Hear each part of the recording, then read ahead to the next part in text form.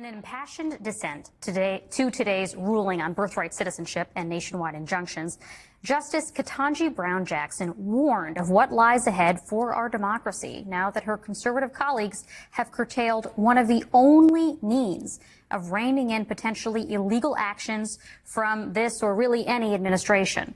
Quote, "Disaster looms. What I mean by this is that our rights-based legal system can only function properly if the executive and everyone else is always bound by law.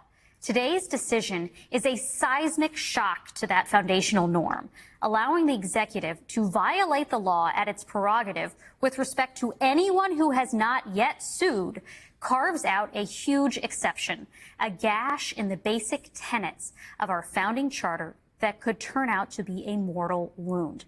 What is more, to me, requiring courts themselves to provide the dagger makes a mockery of the judiciary's solemn duty to safeguard the rule of law." Senator Chris Van Hollen is a Democrat of Maryland, and he joins me now to discuss all of this. Senator, thanks so much for joining me. Catherine, good to be with you. Great to see you. Today, you decried the court ceding power to what you call a lawless authoritarian president. What do you think the long-term practical implications of this ruling are or could be?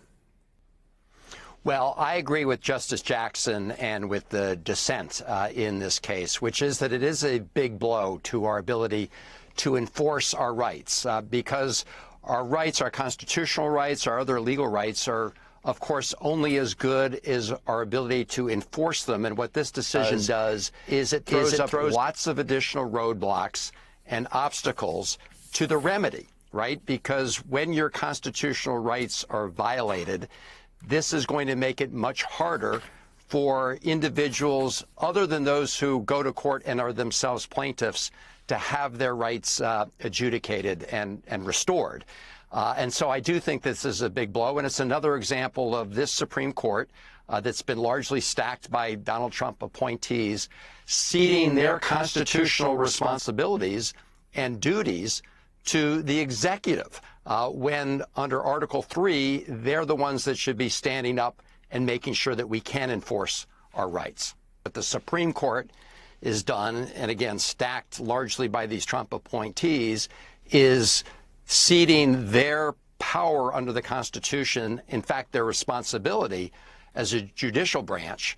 They're ceding that to Donald Trump, who is a lawless president. This is a very dangerous moment. So I agree with Judge Jackson in her strong language.